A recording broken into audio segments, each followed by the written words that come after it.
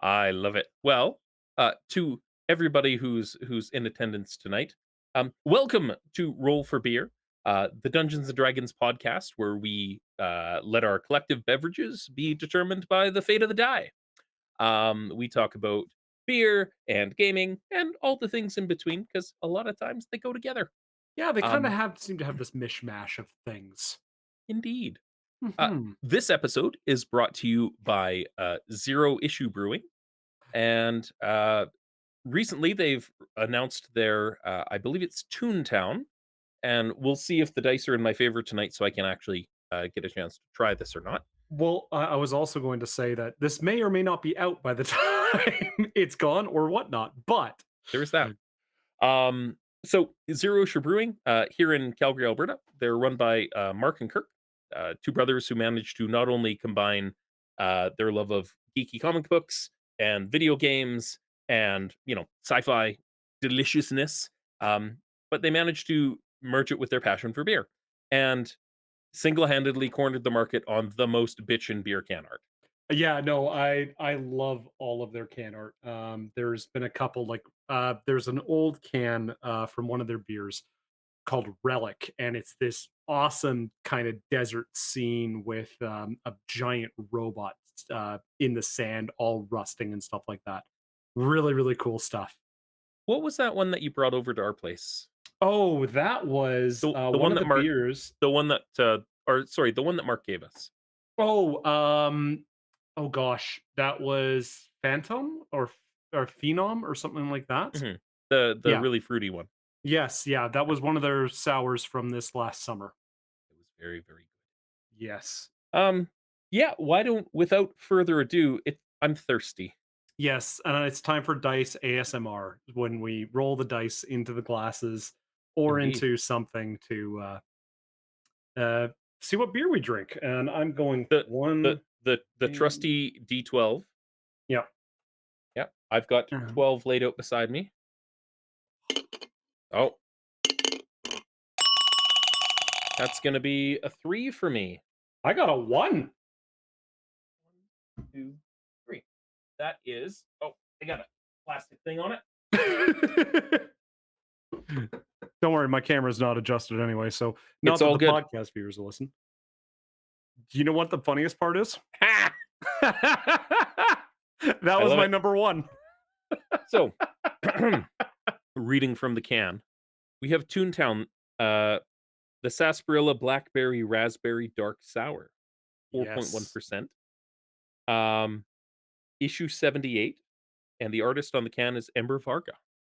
Yes, and I absolutely love this can, and it's totally not gonna get DMCA'd. Uh, So, interesting tidbit.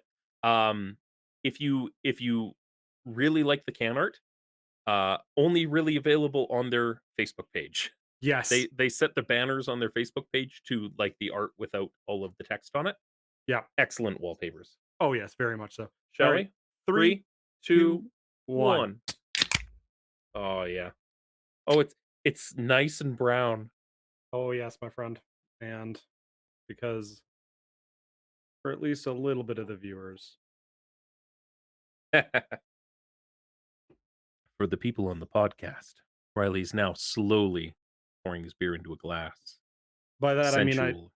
slow and then fast because you actually do want a little bit of head on top of the beer, and Yep. also what that will do is it releases a little bit of the gases, so then it doesn't bloat up your stomach. So between the two of us, one of us is a fancy bitch, and the other drinks from a can.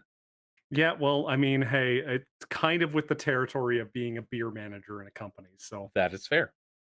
That is entirely fair. So, mm. Riley, how many Yes. IBUs would you say that this thing has? You know what? It's a bit hard just because it is a little bit hidden behind a lot of the flavors that are going on here. Mhm. It being a sarsaparilla is such a strong root uh, Yep. that uh, when it comes and hits your tongue, it definitely kind of kiboshes any kind of thought of IBUs. Like, could I pick out the IBUs in this beer? Probably not. So I'm probably going to say that this is probably between 10 to 20 Okay. IBU. Just to kind of balance it out. Again, um, hops traditionally were a uh, normal. Oh my gosh, I can't even remember the word. Preservative. There we Mhm. go. I can remember things. Hops were a natural preservative that kept beer fresh for a certain period of time. And it was one Mhm. of those things that just kind of got randomly noticed when they were like, oh, hey, this beer here had these plants fall into it, or we added them in because we thought that they were nice. And the beer lasted longer. It one of those things from ancient beers and things like that. And it just kind of stuck around. Interesting. Yeah, I but know, that's like, and almost everything has hops in it mhm, nowadays. Like, I know that there's like I've had Yarrow beers. mhm. They used to use like wormwood and mugwort back in the day, Yep. right? Not so much these days. No, and there is a specific style, Groot or a herb beer, basically. So a lot of Mhm. those kind of balancing bitternesses, those Balancing bitters. balancing bitters are from herbs and other things like that instead of Mhm. just hops.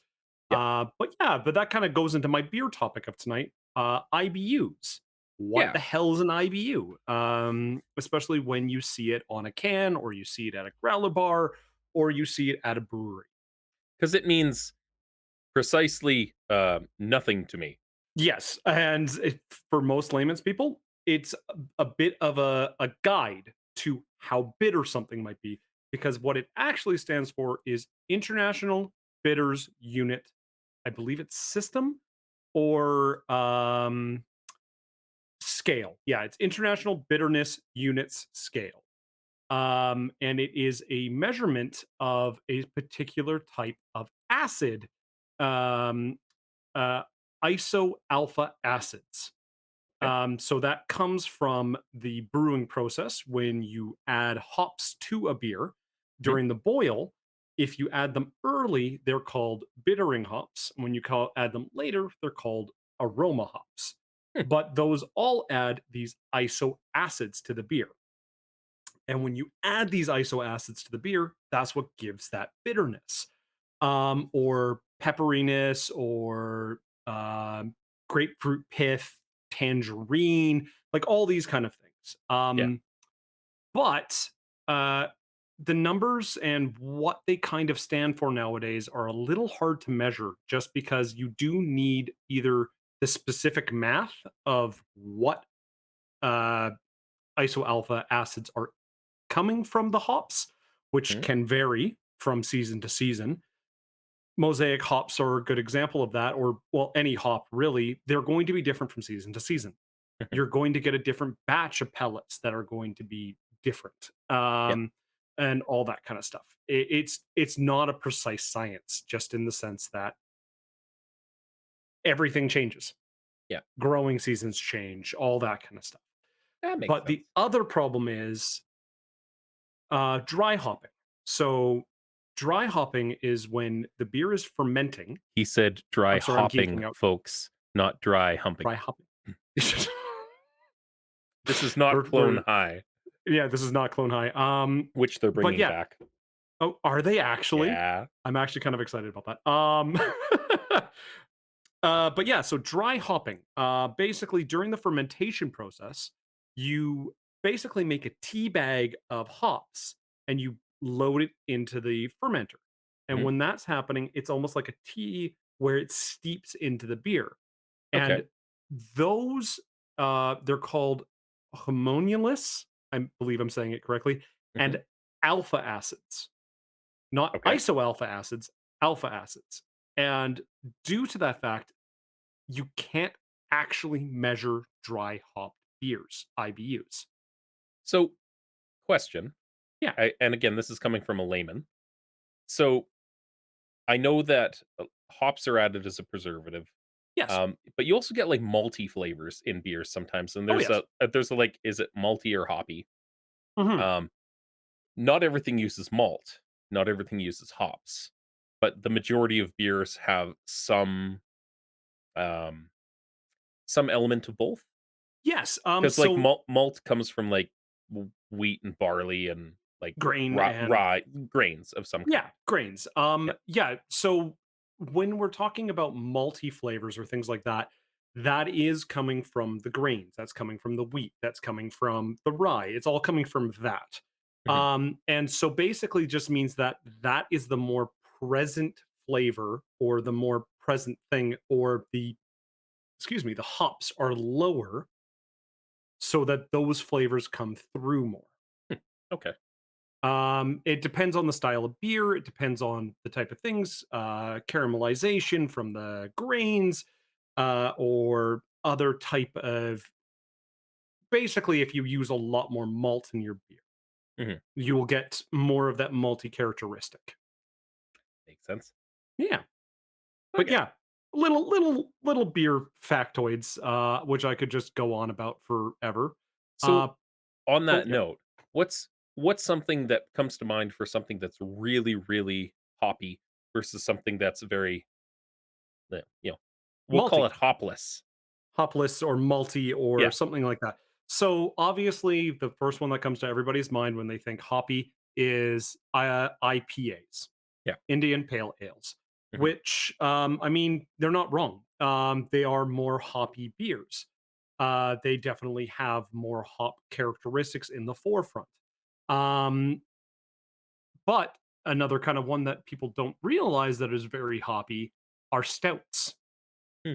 Stouts are actually incredibly hoppy beers, because you're balancing so much of that roasted barley, that roasted malt, and that sweetness that comes from that, and you have to balance that out. So you end up using actually a lot of bittering hops to balance it out. So then Mhm. it's not just a sugar bomb or it's not just a sweet bomb that hits your tongue.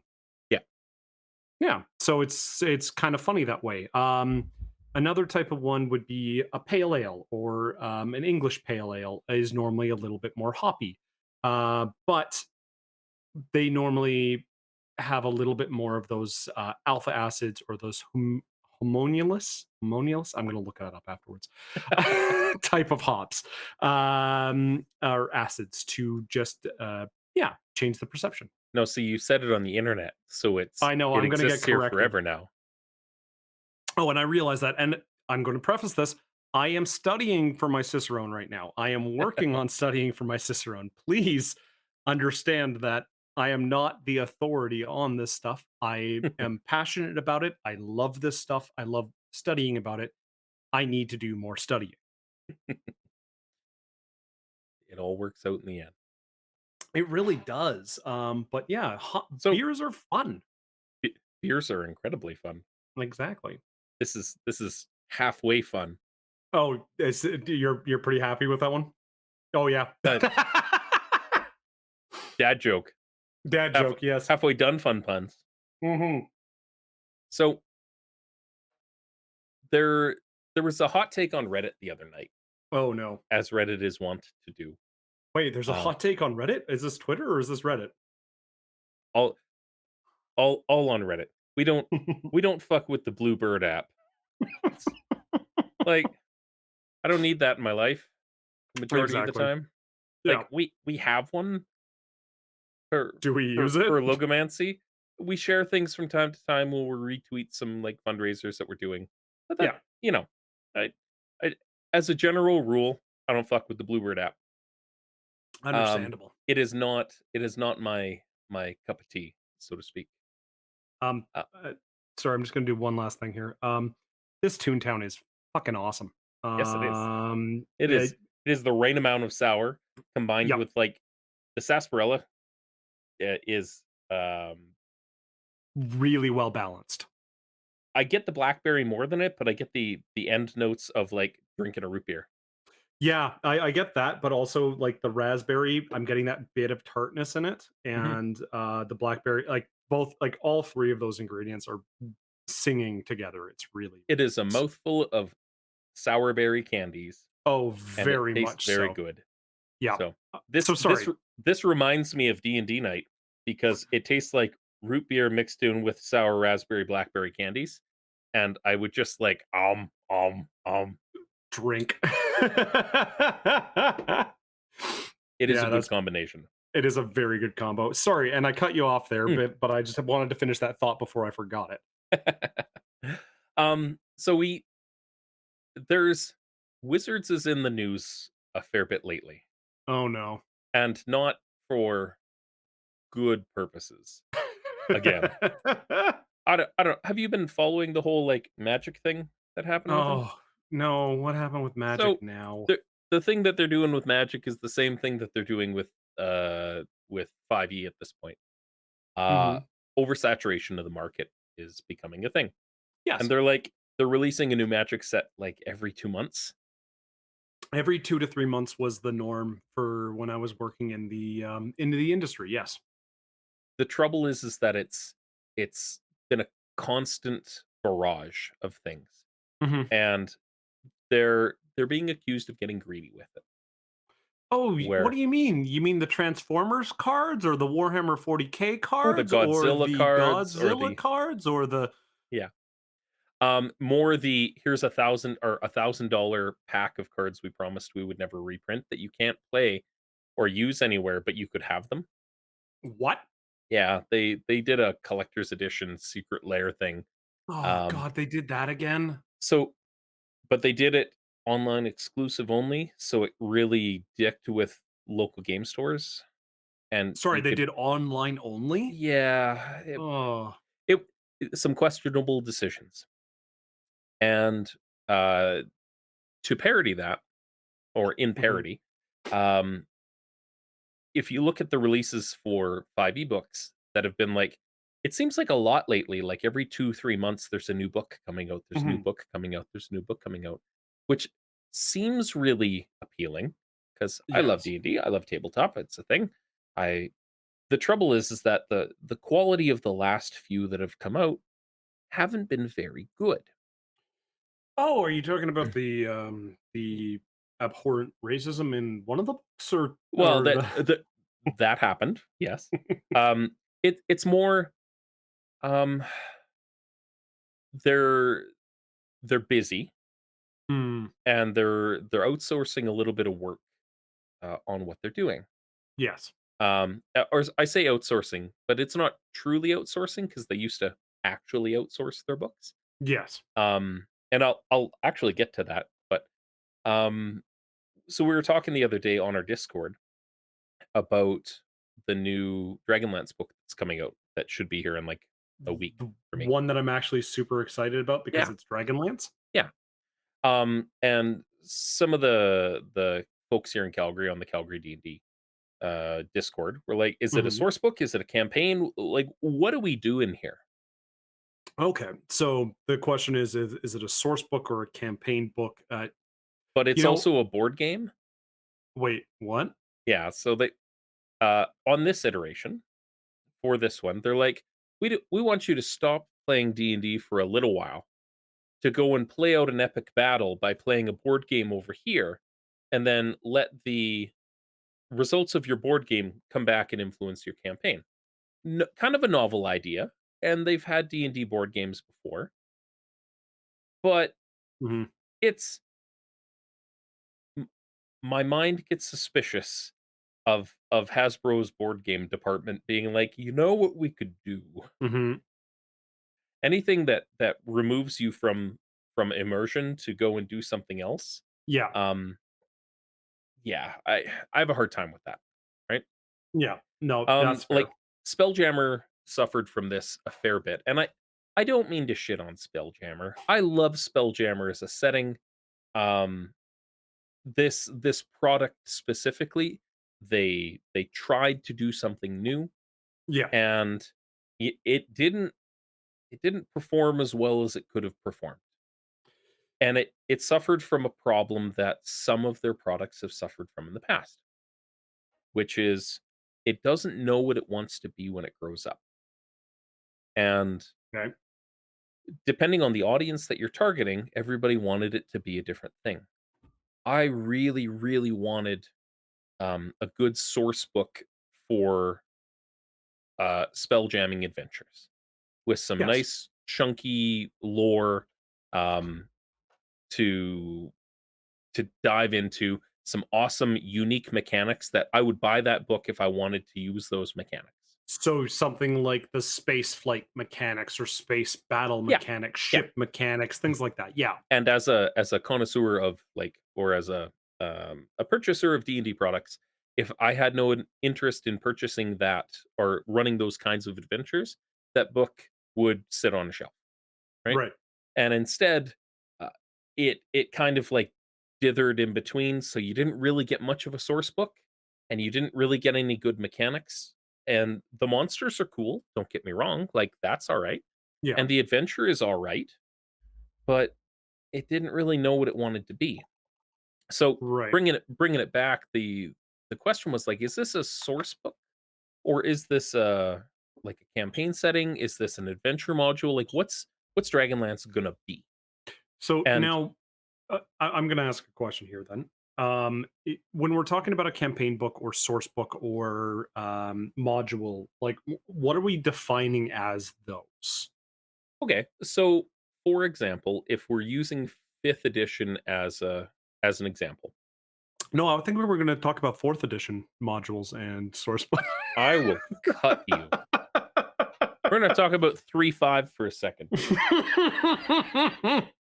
Mm, So using fifth edition as an example because that's what a lot of people are currently playing. yeah, using 5th edition as an example, if you look at something like the Sword Coast Adventurer's Guide, Yes. it is a very small book that is almost 100% lore Yes. that is meant to bolster. It was basically the Faerun campaign setting for 5th edition, Right. and the book itself didn't perform very well. The this book or the Faerun? The, Sword Coast Adventurer's Guide, the It SCAG. didn't do well, like the one that because No, that was one of the earliest releases. yeah, so it had some subclasses in it, and it had the Booming Blade cantrip in it, and Green Mhm. Flame Blade and stuff, so people needed to have it to use it to play in certain adventures and stuff like that. Yeah. But overall, like, it didn't perform very well, and it seemed like Wizards got really shy about doing those sorts of things. Right. Rising from the Last War, the Eberron book, the 5e Yep. Eberron, supplement, did really, really well, and it's not an adventure, No. and it doesn't introduce, like, terribly cool mechanics or anything like that that are different from other things. New races and new kinds of adventures, and it presents you a couple short adventure paths and ideas for, like, here's how you work with patrons or, like, large political families, and here's the kind of stories that are told in Eberron, right? Right. If you're playing in Eberron, these are the kinds of things that you're likely to encounter. Or if you want to run these kinds of games, maybe Eberron is a really good fit for that game. It was great. It Right. didn't hurt that they added Artificer to it. Mhm. Um, the Explorer's Guide to Wildmount book is Yes. similarly a source book. It's not a campaign setting. Call of the Netherdeep is a campaign setting, or sorry, Okay. is a module. It was a module. Um, Okay. yeah, the Oh, Explorer's Guide to Wildmount is a source book or campaign setting. I was about to say, so then, Tyrant of the or Dragon Queen, what is that one called? Horde of the Dragon Queen and Horde of Rise the of Dragon Tiamat Yeah, are modules, and modules, okay. modules are best. Matt Colville, I think, summarized it best. Of this is the adventure that we're playing tonight. If you don't want to play this adventure tonight, we can go and do something else and not play D&D, but this is Mm, the adventure tonight. And got it. there's there's a difference between, like, and knowing what you're in for, because Wizards is just, like, churning them out at this point.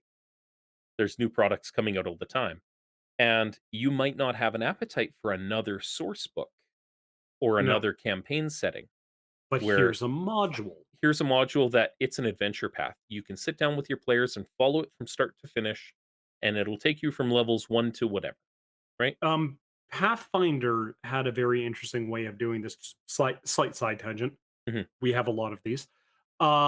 Where they would do 6-part like books. mhm. And I thought these were great because for a couple of reasons. One, you always saw the character art change as the adventure went on, as they found the equipment and things like that because they had their stock characters, which I loved for Pathfinder. But it was a complete adventure in 6 modules, Yeah. Well, and it and was and such a cool thing.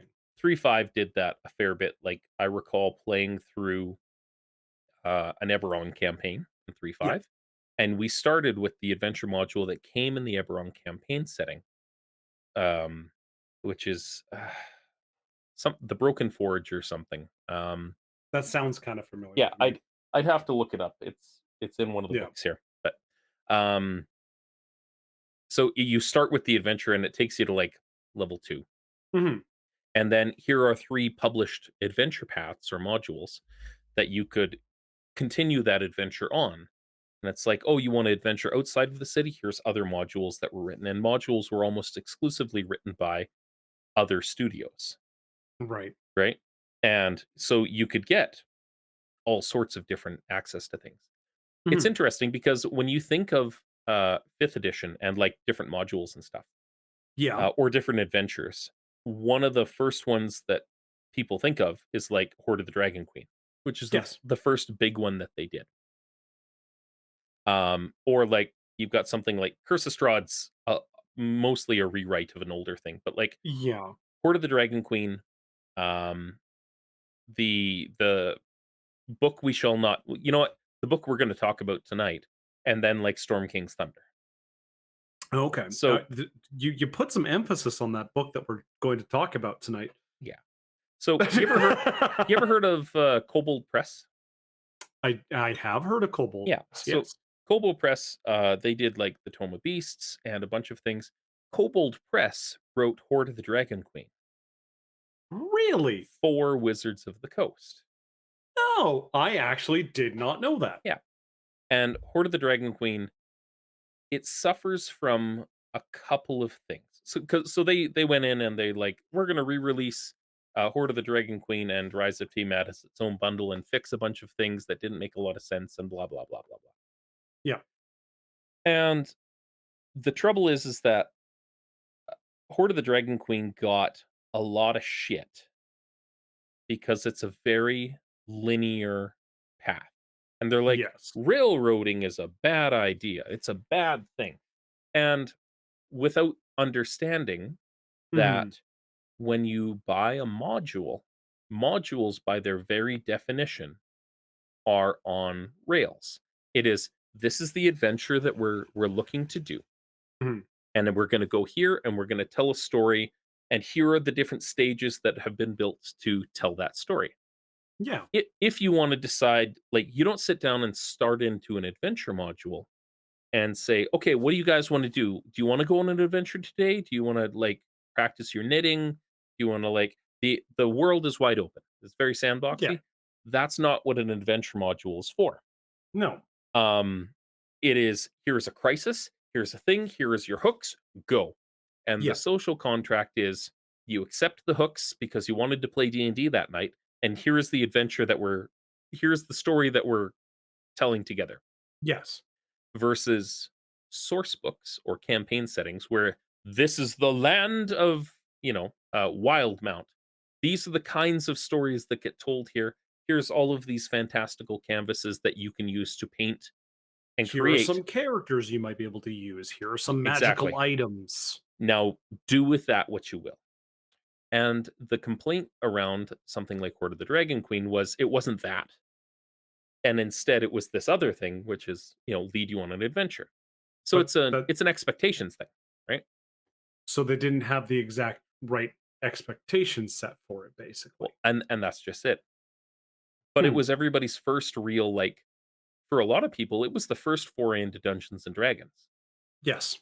And they come in with this expectation of like, I've been told I can do anything and make any choices that I want, and off we Why go. am I getting railroaded? Why am I getting railroaded? Yeah. So next comes this. And this is Prince of the Apocalypse for those Prince on the home game. Princes of the Apocalypse. Now this Princes of the Apocalypse. was also not written by Wizards of the Coast. Who was this written by? This was written by Sasquatch Games, I think it is. Sasquatch Game Studios. Um, Most notably at Sasquatch Game Studios, there's a man named Richard Baker, Okay.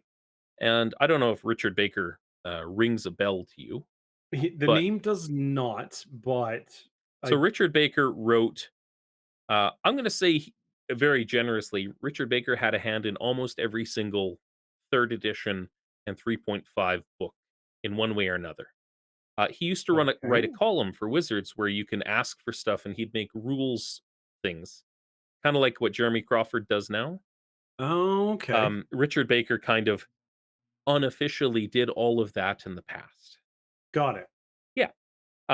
He is a fantastic designer. He has written dozens of D&D based novels, all set in Faerun. He's worked with Ed Greenwood on a bunch of things, Okay. and they heard that outcry of we don't want railroads, so they wrote this, which has been widely regarded as um, probably the worst fifth edition product to date, Ooh. and that's POTA. yeah, that's that's being generous now that Spelljammer exists, but, so the trouble with Princess of the Apocalypse Mhm. is it is not poorly written, Okay. it's that the expectations were wrong. Princess of the Apocalypse runs you from level, like, I will read it off the back, levels 1 to Okay. 15, which is a little higher than some modules do. Whoa, that's a lot for a book that's actually not huge. Yeah, it's a reasonable, That's like, this not a is a good whose adventure book. book. Now, the trouble is that you had all of these folks that are like, "I wanna be able to do anything," and they're like, "Cool, here's 4 elemental cults, go and do anything you want." And they're like, "But there's no direction on what we're supposed to do. What what are we gonna do?" And the book itself suffers from, if you wanna run it like a module, where Yeah, it's, "Do this, here's a hint, here are your options, take your party here, take the party there." Um, it's you have a really hard time playing it through from start to finish because yeah, it so much is dependent on your players making a bunch of choices, and hopefully they make the right ones that are conducive to using the stuff that's in the book and that you right. lead them by the nose to. Um, it's really good for opening up to, like, and we're going to take a break from this and go back to that other thing, and we're going to come back to this as maybe a main quest line. But So the majority of people didn't use it that way when it came out. They're just like, "This is hot garbage. Where am I supposed to, like, where's point A to B?" Like, when basically they were told there are 4 MacGuffins that you have to stop.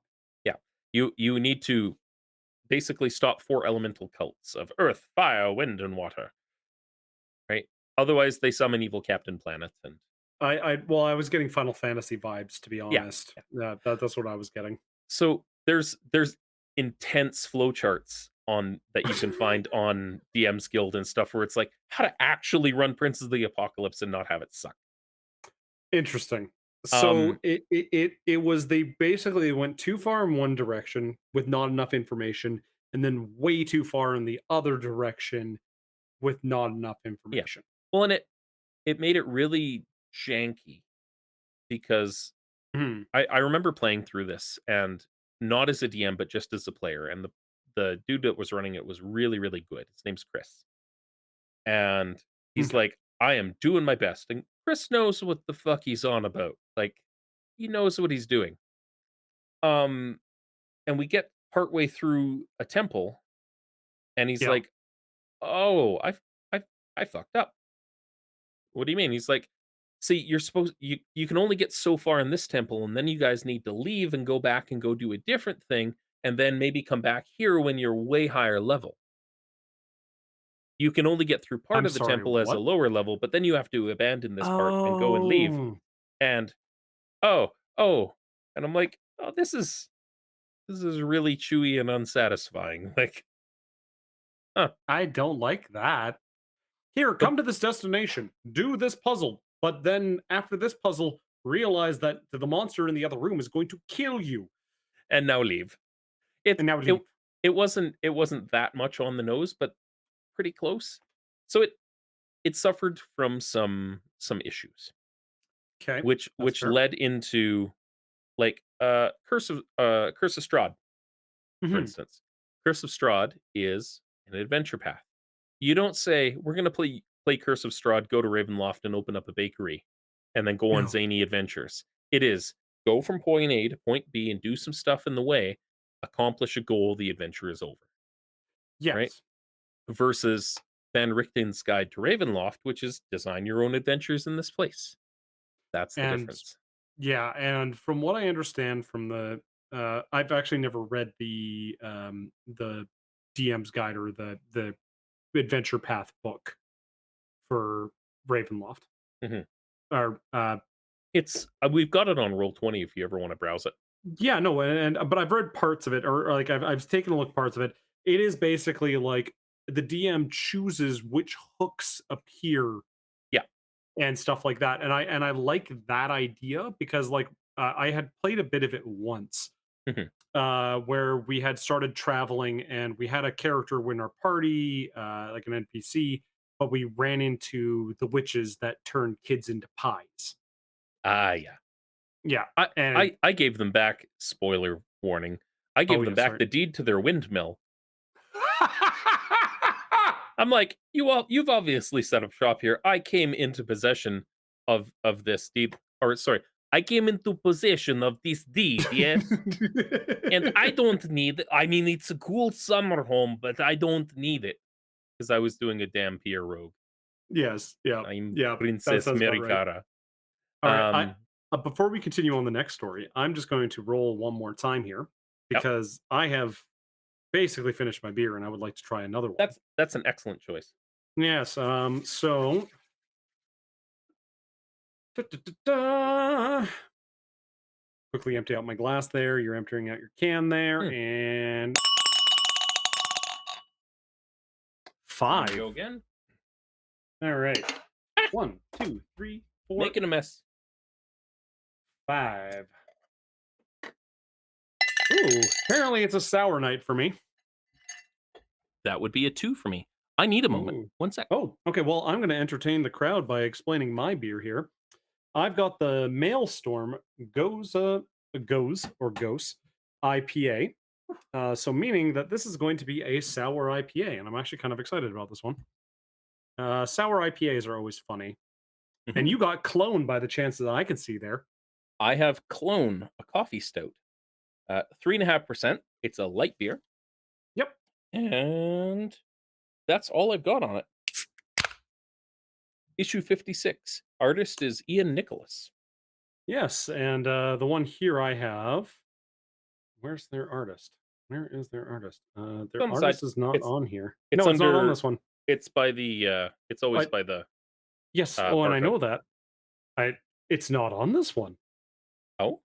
They forgot to put their artist on this one. Mark, I'm gonna call you out on that. Uh, but yes, Maelstrom. Um, Mi Goza IPA. oh, Maelstrom. Maelstrom. Maelstrom? Maelstrom. Maelstrom. Yeah. Coffee stout. Smells like a cup of coffee. Like, that's a pretty decent indicator, first off. Now, are you a fan of these type of beers? I can't remember. Coffee stouts? Yes, Not normally. not normally. Right now, it doesn't. So, it's probably because I just drank sour raspberry root beer goodness. That's amazing, and I gotta go and buy some more of that. Yes. This tastes like, first off, because of that, I think I'm getting just like it tastes like a cold cup of coffee. Like, it tastes like cold brew. I mean, that's fair.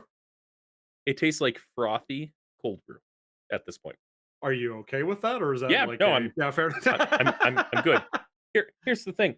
I'm a Mm, dad. I have a tendency to drink a lot of cold cups of coffee. fair. You know what? Being a retail manager, the same things happen. I don't know why. It is light and airy, especially for a stout. Oh yeah. Like like I love me some Unibrew and like Oh yeah. Guinness and like, this is very light. Yes, it is designed for that reason because this is it, I don't want to give it away, but there's a reason why it's called clone. Talk to Mark next time you see him, Yeah. but I won't give away the secret on that You one. You got you to know what ask this the is? staff. This is one of their regulars, right? Yes, it is. It Yeah. is one of their core beers. So, you know what this is for? This is for camping.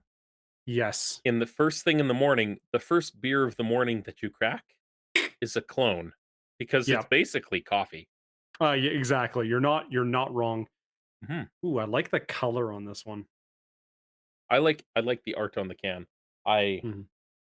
it looks brown and murky inside this can to me, and I'm okay with that. It is a brown beer. Yes, very much so. So the maelstrom that I have, or maelstrom, or maelstrom, Maelstrom or Maelstrom. maelstrom. Yep. Goza IPA. I haven't tried it just yet, so Oh, yeah. I can tell it's very hoppy. I love it. Mm. No, but it's gonna be Oh, interesting to see um,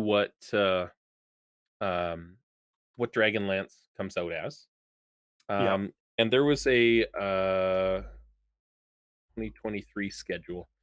Um, Let I'm me very see. happy with this beer, by the way. Yeah, Gozas. Just a quick thing while you're looking that up. Gozas are salted sours. Normally a little bit lighter, about 4 to 5%.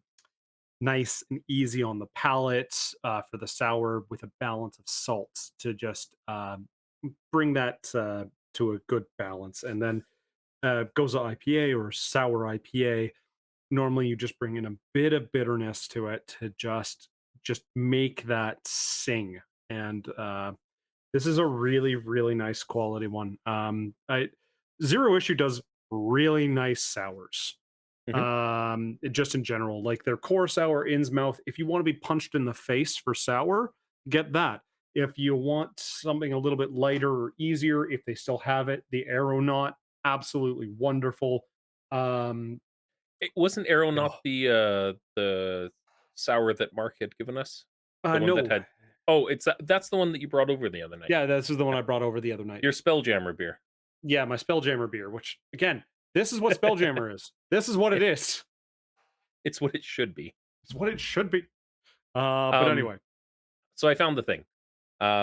So a lot of confusion in a lot of products that mm, that ended up getting released on stuff. And so we went like Tyranny of Dragons, which was Dragon Queen, mhm, Kobold Press, Elemental Evil, which was Princes of the Apocalypse, Rage of Demons, which was Out of the Abyss. okay, Out of the Abyss struck a good sort of balance between it, where it's like you have a final goal and you got a bunch of different places and things that need to happen. So they did kind of a ooh, they did a milestone sort of setup, yeah. where it's like certain things need to happen before you move on to the next step. Okay, so that makes sense. It's almost like like I don't want to use Zelda as an example because Zelda is very linear. Yeah. It is like you have to do this. It's more You can't advance to this stage unless you have the power gauntlets first. You can exactly, yeah. choose what you wanna do before you get them, but you can't get to here before you get the Yeah. power gauntlets. Yeah, okay. Yeah, that's kind of how Rage of Demons presented itself, which, Hmm, here you go. Now you can go anywhere. There's certain places here that are really dangerous, and if you go there, you're gonna die, and it is right. up to the DM to do the work to say to make the threat real. Right. Right? Where it's like and as a DM, I try and do this as often as I can, where it's like, you see things off in the night that exist that you don't fuck with. Like, Mhm. if you're not using your downtime as an example of reminding the players on a reasonably regular basis that they are not the only fish in the sea. Oh, you mean like the mountain slide that Hoot saw the other night? Yeah, or stuff like that, Mhm. Mhm. right? Yeah. Those things there are things that go bump in the night, and Yeah, that are terrifying or wondrous or whatever. The exactly. play the adventures should never feel overshadowed by other NPCs in the game. No. Like there's a certain amount of like you guys are low level, and Mhm. by in our Monday game, you guys are low level in an area that is run by high level PCs, Yes. right? Or like adventurers, and by that very design, there's going to be a little bit of like, oh, that's cute. You found a magical longsword. Like awesome. But that's not how everything goes forever, No. right? You are the heroes of your own stories, but in the world at large where high magic exists and, you know, high level dangerous things exist, you are not the single adventuring party No, by and design for the story that we're telling. N Um and that is an interesting kind of thought of how that kind of goes. yeah.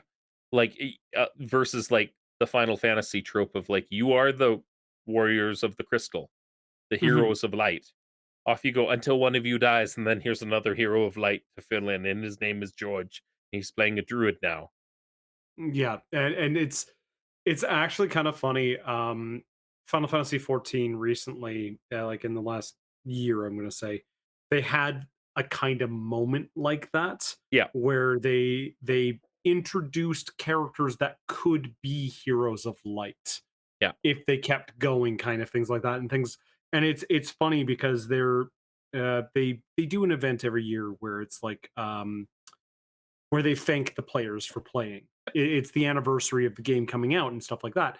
And this year they had this story of a new person coming to town, Mhm. being a new adventurer, and they come through the exact same gate you would come through if you started at that city. Nice. And it's your job to talk to this young person going on this adventure. And So it's like, and you can convince them of two things. One, be that adventurer, or two, take the safer option and be a crafter. mhm. And it's very interesting. that's that's part of what I touched on with Lita and Quill. Yeah. And just like the young girl that he was sparring with that came through and doesn't know anything and needs help just like figuring out the world. Oh, exactly. Um seemed like a good option because it gives depth to the world Mhm. when you stop and consider the people that can we go buy potions? Sure. Who runs the potion shop? Why do you care? If the town got destroyed, would you care? Would it matter? Hmm. Are there people there that are given consideration? Because if there isn't, you're playing a video game. Actually, you know what? Now that I just thought about it, um, the Princess Auto thing that keeps coming up in our Uh-huh. campaign. Did we ever actually ask the shopkeeper's name? I'm pretty sure he did. I'd Did have to we? load up Okay. Roll 20 Yeah. to To take a grab look, but what's their nuts. So I recently reorganized all of Roll oh, 20 oh, jeez. into handouts and arcs and like Right. um so let me see. Let's see if my organizational skills are up to snuff. The Ooh, womb NPCs. Uh Princess Auto. Um no, I didn't put a dude's name in there. I know I interesting. I know I gave one on Stream sometime. stream, so I'll have to go back and check it out again. Sorry. The dude that I named was Jim Bob. Uh Jimbo. Jim Bob, the elven proprietor in Yes. the Knick-Knackatory. His name's Nick not Knacker. actually Jim Bob, it's, Darmaton, Darn but he okay. goes by Jim Bob to sound like he's from Earth, Okay. and he deals in mundane things from Earth. Inexplicably, no electric devices have any charge, like, he's like, "I Yeah. need pens." That feller. Yes, But that's, I remember that guy, yes. so But no, that's interesting. That's an interesting perspective because, yeah, no, a lot of the times when you think about it, people don't ask those questions because they believe it's like a video game. And yep, now that you kind of mention that, like the depth and things like that, because yeah, every store, I have a name. I mhm, I help run a store. I yes. am technically an NPC. Oh God. I'm an NPC. So, Oh no. Rage of Dragons, or sorry, Rage of Demons, brokered that balance of like, it's a sandbox game. It's a Rockstar Grand Theft Auto Mhm. game. Go do what you want to do. Yeah. But if you don't do the sensible things that are presented, you're gonna die because you're in a Mhm. very dangerous area. Curse of Strahd is a very dangerous game, or it's a very easy game, depending on how you run the campaign. Right. There's a lot of ways to just straight up murder your players, like being a vengeful Strahd. Oh, you slapped Strahd in the face. He murders you. That's not me being Yeah. a dick as a DM. That's like this is it's written in the book. This is what he's going to do if you attack him. Yeah. He Like he will straight up kill you right away because that's what he is. Tomb of Annihilation is again, so Tomb of Annihilation kind of backpedaled a little bit on that. Hmm. Storm King's Thunder gave you a lot of freedom to like there is something going on. Here's some hooks. Go do it. Mhm. So Storm King's Thunder had a lot of freedom to be like you can have adventures or adventures in between, and it didn't break up the pace too much. Like it felt okay. Mhm. Whereas something like Tomb of Annihilation was you are on a clock. Everybody's dying. You have to get there now or everybody's gonna die. Mhm. But the module presented it as though like, well, it takes you 30 days of trekking through the jungle to get from point A to point B, and you might not find anything there, and you'll fight everything in every square along the way. That's where Oof. they started trying overland mechanics and hex grid stuff and like and it was painfully slow Right. overall. But Tomb of Annihilation, um, despite being an adventure path or a module, introduced a lot of cool lore for the continent of Chult, which So is you the could yeah. you could have other adventures there and completely ignore the adventure path in the book, Interesting. which was kind of cool. Waterdeep Dragon Heist is one of my favorite modules that they've written because it's methodically laid out that you live in this city, you care about what happens in this city. Here's a bank heist that you're trying to either participate in or foil or whatever, depending Yeah. on whose side you're on and like on how you go about it. You might choose to try to stop these people or try to participate with these people. And they And it experimented. Oh, go ahead. oh no, I was gonna say that's where I kind of want the one shot that I wrote Mhm. to be eventually, like in that kind of same aspect of Waterdeep. Um and it's because it's cool to craft a world where there are those extra bits to it. Yeah. Well, and like it's I like my adventures to be on rails. Mhm. And because on rails isn't a derogatory term and it's not negative. No. Being railroaded by a DM is a clear indication, or if you're saying that you're being railroaded by your DM, it's a clear indication that you haven't set your expectations and boundaries like throughout the campaign or throughout the game Yeah. because it is incredibly disrespectful to a DM that's putting in all of this effort and work to write a storyline and giving you guys hooks with the understanding that you know this is what we're going to play tonight. This is what I have, and I've done all my prep notes for this. And for you to be like, "Fuck you, I run east." Mhm. What what do you mean you run east? I go find a different town and I don't care about any of these quest lines. I'm gonna do something different. I leave the party, or I'm not there. Yeah. What do you mean you're not there? We were all supposed to meet at the bar and I decided not to. I'm off doing my own thing. And it's like, okay, did you not want to play Dungeons and Dragons tonight? No, it's and it's funny because it's like there's that stupid 8-bit video on YouTube of like the fighter and the thief and the 8 black bit mage theater? all, yeah, 8-bit theater, Yeah. and somebody took that and did it to the that stupid audio of Can I have I a Mountain Dew? do, yeah, exactly. If there's girls there, I want to What do do them. them? Yeah. Um, Dungeons and Dragons, Yeah. the Devil's Game. Game. Yeah, So good. it's Dead Alewives, Mhm. 8-bit theater Dead Alewives. Dead Ale's Wives Club or whatever, yeah. God, that was such a good thing. Um, yeah, it's, Dueling Analogs, I think Mhm. has it, the original. Um, Yeah, but yeah, no, it's it so good. I remember seeing that on N World, like, back in high school. Yeah, no, I think I saw that on E-Bombs World, if we wanna go back there. Yeah, yeah, that sounds about right. But long story short, like, bringing it all together, I hope because D&D's release schedule for 2023 is out, Mm, and they've got in January-ish, um, what's it called? Keys from the Golden Vault, right. which is supposed to be some as I understand it, some kinda tie-in with the D&D movie, which is gonna be like an adventure module or something that ties in with the D&D movie, Okay. right? Interesting.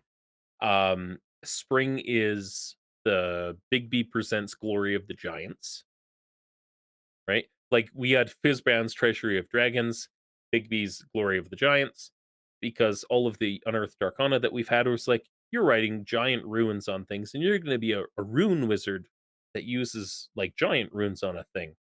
And the one prior to that was, you're going to do a bunch of dragon shit. And then they release Fizbans. Right. So Glory of the Giants is going to have probably a couple of subclasses in it, a couple of cool L spells. Looking forward to that. Yeah. And like Fizban's Treasury of Dragons is not an adventure module. No. It is here's a bunch of shit about dragons that are cool dragony shit. And it sold very well. Fair, well, okay. When is D&D 1 supposed to be releasing? 2024. 2024. Yeah.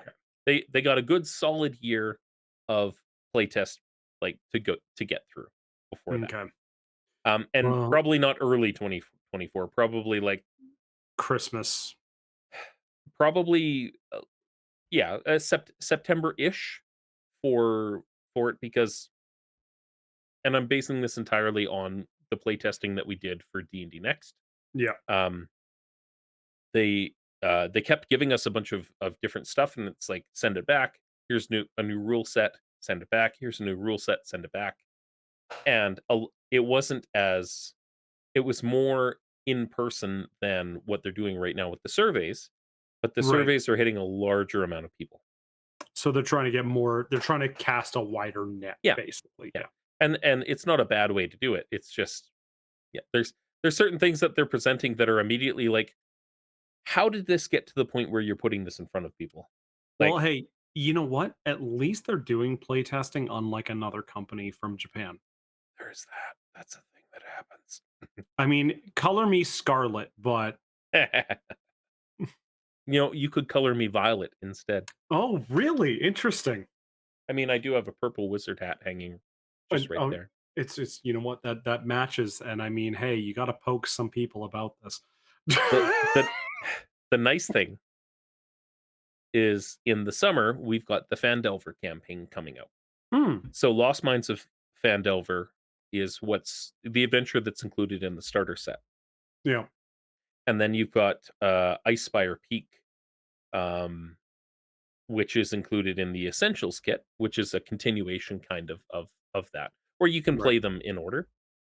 And then they're doing a full adventure path, which is the Fandelver campaign of like you start here, and they're going to reprint what's in the adventure module or in the starter set Right. because it's really well done. It's really good. Like it's like your heroes. Here's your initial quest. You decide if you know each other or not. Off you go. Right.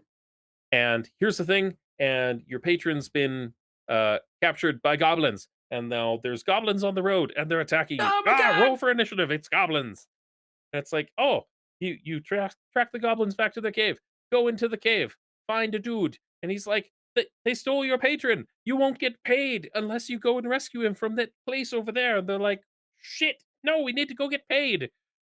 And they're like, all right, we're gonna go get paid. Let's go find this dude. We kill some more goblins. And it's like, "Oh, but there was a powerful wizard there that was telling the goblins what to do," and it's like, this is some Oh D&D, no! like, good old-fashioned masturbatory D&D shenanigans. This is everything that it sums up every trope possible, and it's good. It's just well This is check written. mark, check mark, check mark, They check got mark. they got a little town that has everything that you need and a bunch of plot hooks, enough random wilderness around this place to be like, "Oh, yeah, no, there's totally an ancient evil temple in the woods that I made up on the spot, and it's to some kind of reptile god, I guess, Oh because no! that's what I've decided today." And then you send them off and do Cult of the Reptile God, or, You know what? Now I just want to play a module called Cult of the Reptile God, to be I honest. have it. Oh, It's all right. what one of, like, the 3rd or 4th, um sorry, it's, Against the Cult of the Reptile God is the name of the module, Oh, from 1982. Um, 1982. yeah, it was Jeez. for character levels 1 to 3. I have the Nice. 5th edition, conversion. There's a Oh, company nice. that does, conversions for it. Oh, It that's is actually really cool. Yeah, it is expensive because they're all hardbound and, like, m modeled over, I but I have been trying to get the Iron Kingdom's 5th edition books, and I can mm, get most of them. I can't get the goddamn campaign setting, yeah. and it's driving me mental because I'm trying to get it and I cannot get it worth a goddamn. Cult of the Reptile God apparently was ranked 19th of the greatest D&D adventures of all time ever written. That's As pretty of, good. like, they did a multi-month ranking campaign of, like, tiers comparing modules against each other in Dragon Oh, Magazine back in the day. that's Yeah, actually really cool. And I mean, speaking of rankings, we are coming up to 10 o'clock or just a little bit past 10 o'clock. So, I mean, yeah. that's the 10th ranking. No, I don't know. I was trying to find a way how to segue that to Yeah. we're going to be coming to the end of our The episode here, the folks. the last thing Yes. is that after this Phandelver campaign comes out Mhm. in the summer of next year, in the fall, we get Planescape. So, well, sorry, we get 2 things. We get the Book of Many Things, which That's great. I'm sorry. That's amazing. guaranteed the Book of Many Things is going to be, James is currently moving back away to look at his book of D&D shelf here, and he's now so rolled back. the Book of Many Things is likely going to be this, which is the Magic Item Compendium. Ooh. And if we know anything about a magic item compendium, there's lots of It's magical items. it has more magic items than you can fit in a bag of holding. It says so right there on the back of the book.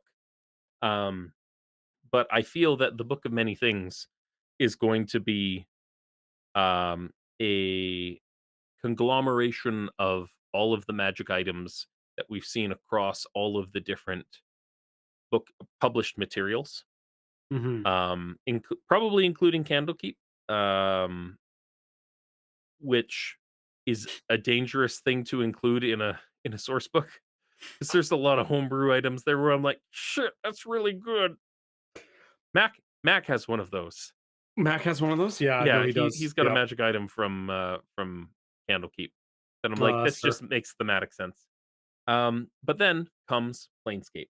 Planescape's coming out in fall of 2023, and again, I hope that they don't do, um, that terrible, terrible thing of what they did with Spelljammer, right? Yeah, and I mean, it's when there's an update to something that you love and things like that. And I mean, it's almost like you want an update, but you just hope that it stays integral to, or at least some of the stuff from what you had, You know what or the feeling of it. the best thing that they could do with Planescape, in Mm, my humble opinion, as a dude who loves D&D and wants other people to love D&D, is if the Planescape book, if you hand it to James Hake, okay. who's one of the senior writers at Wizards, He wrote the majority of the Critical Role stuff. Right.